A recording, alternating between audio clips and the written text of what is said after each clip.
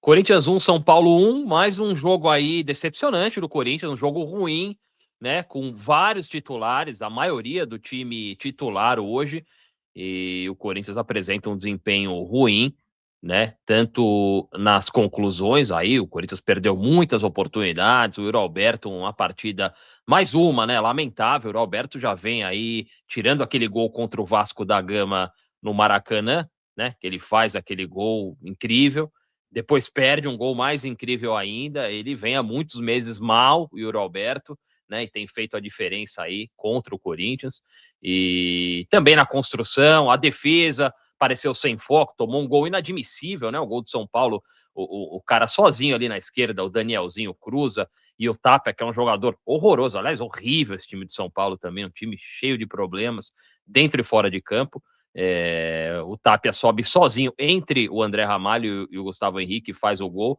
Uma vergonha, esse gol de São Paulo foi uma vergonha, a gente tem que falar sobre isso.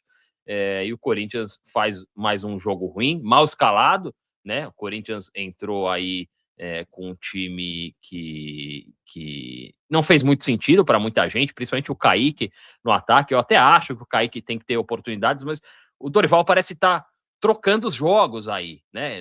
Na estreia em casa contra a Ponte Preta, cheia de garotos, né? Um time da Ponte Preta esfacelado aí.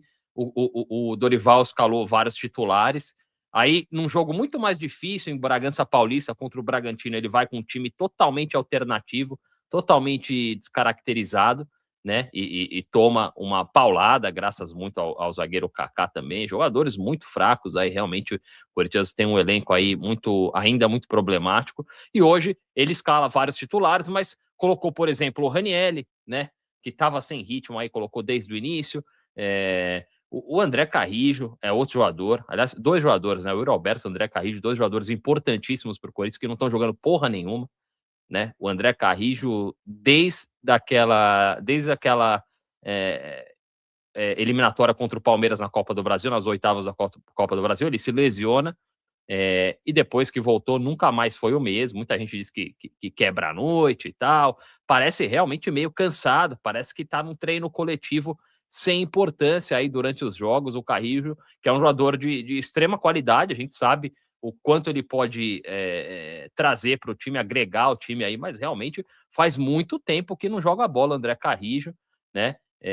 O Breno Bidon, na armação, fez um golaço agora, empatou, né? Livrou a gente da derrota hoje, o gol do Breno Bidon, mas também não fez uma grande partida. Eu gosto do Breno Bidon.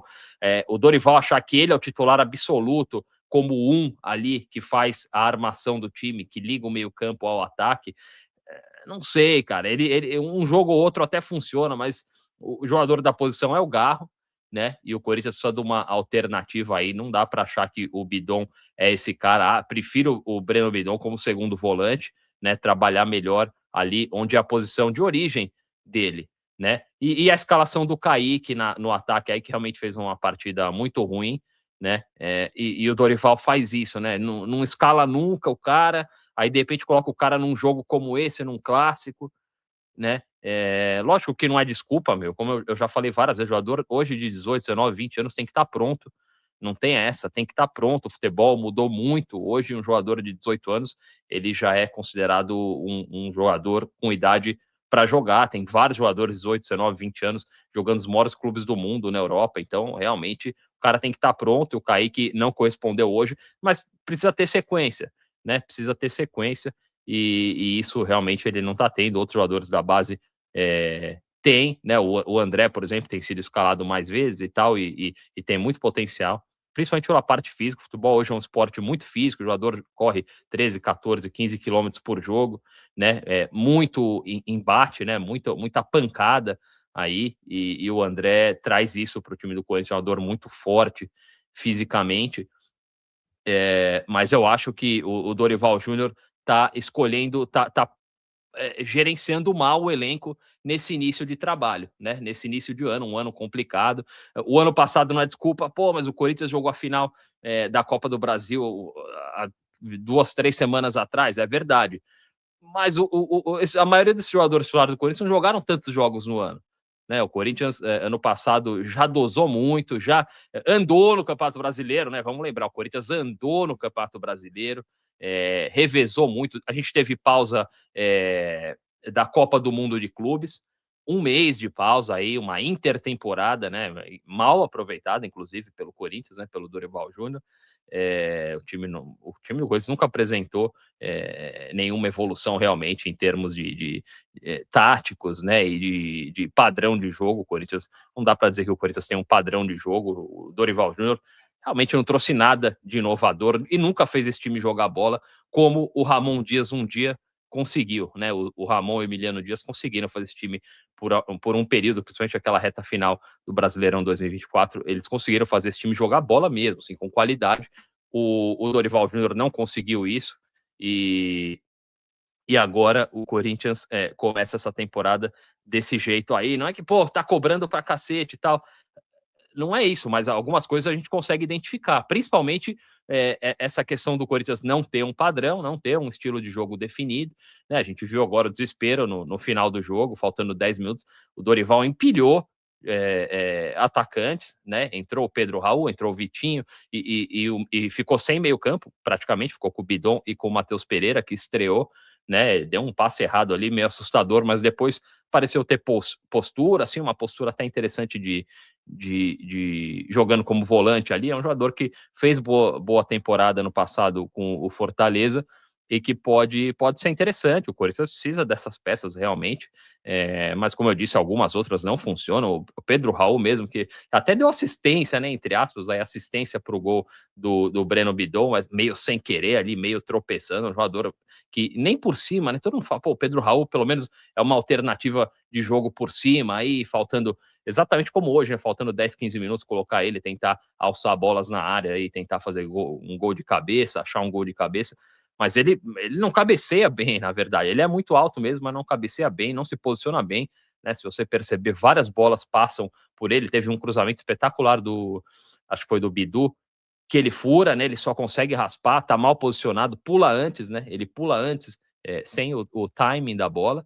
E teve uma jogada antes no campo de defesa, que ele estava defendendo a bola pelo alto, ele meio que sai correndo e fura a bola de cabeça, agora há pouco, fura a bola de cabeça, o Luciano consegue desviar, quase que o Tapia entra ali pela esquerda. Então, o Pedro Raul, um jogador realmente com seríssimas limitações. Seríssimas limitações. Eu não tenho esperança nenhuma de ver o Pedro Raul desabrochando aí no Corinthians e realmente apresentando um futebol no nível de um clube como o Corinthians. O jogo de hoje, o Corinthians não teve tanta posse de bola, né? Teve um pouco mais de posse de bola do São Paulo, mas teve mais chances, né? O Corinthians deu 19 chutes, eu tenho aqui a estatística, o Corinthians deu 19 chutes contra 6 do São Paulo, né?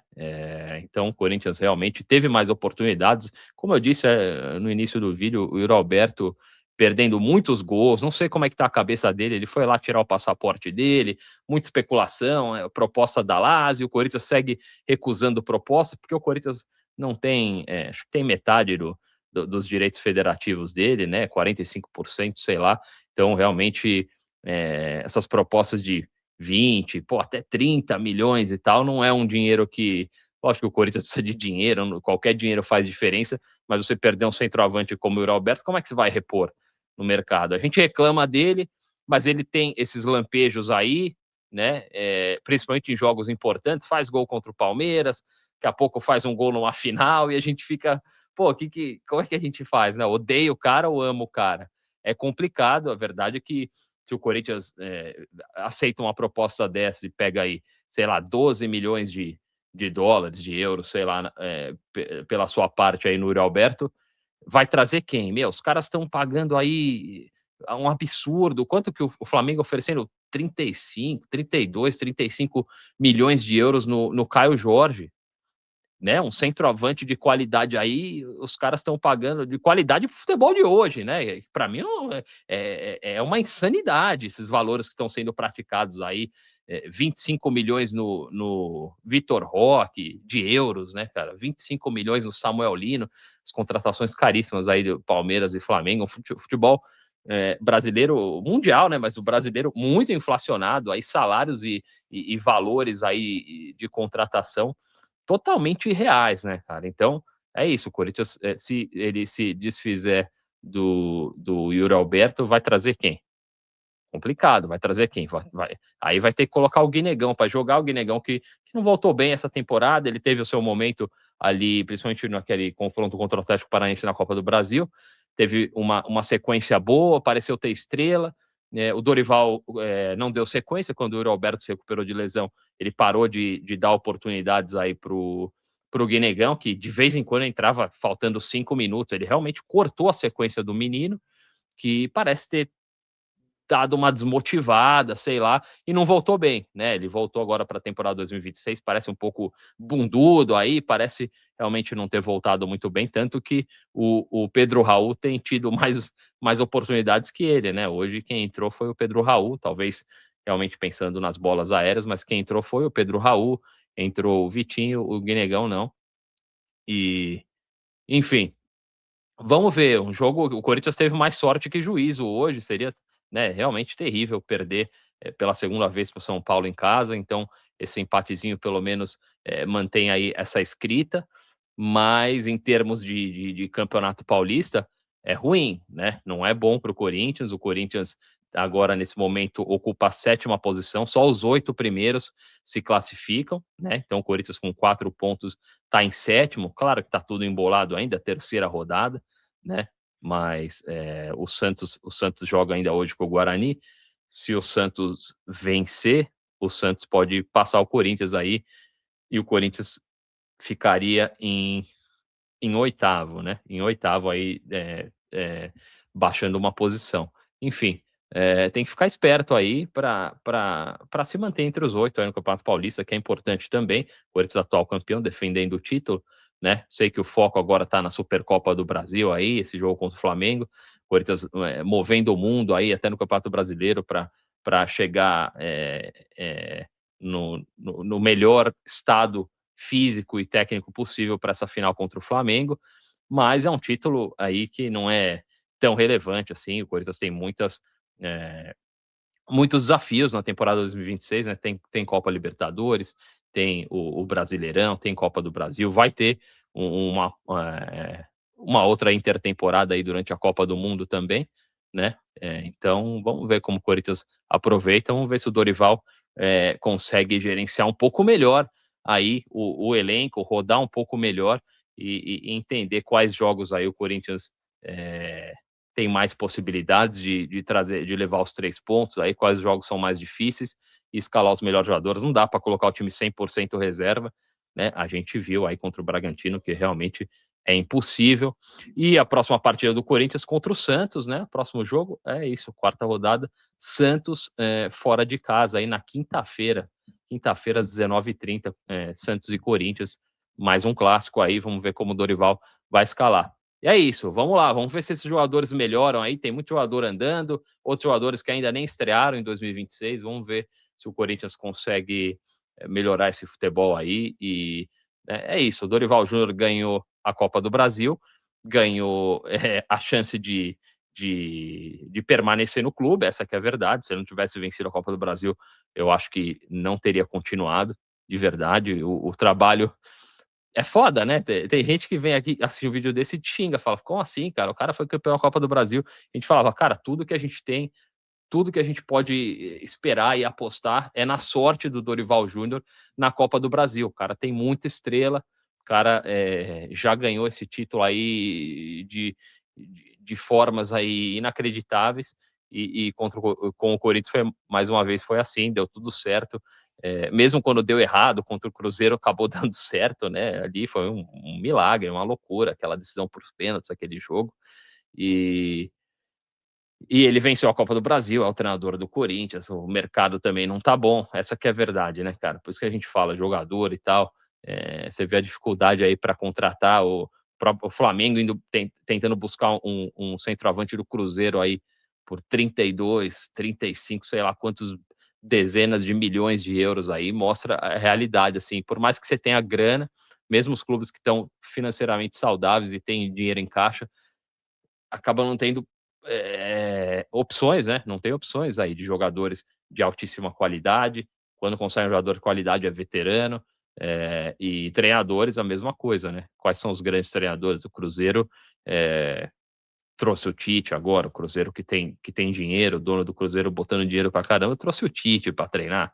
Então acabam sendo sempre os mesmos, aí não tem muitas opções boas aí no mercado. Então, o Corinthians vai ficando com o Dorival aí e acho que vai ser ele para essa temporada, a não ser que a coisa desande completamente aí, mas ele não tem conseguido, né, extrair o melhor. Aí tem que ver quanto é responsabilidade do jogador e quanto é responsabilidade do treinador.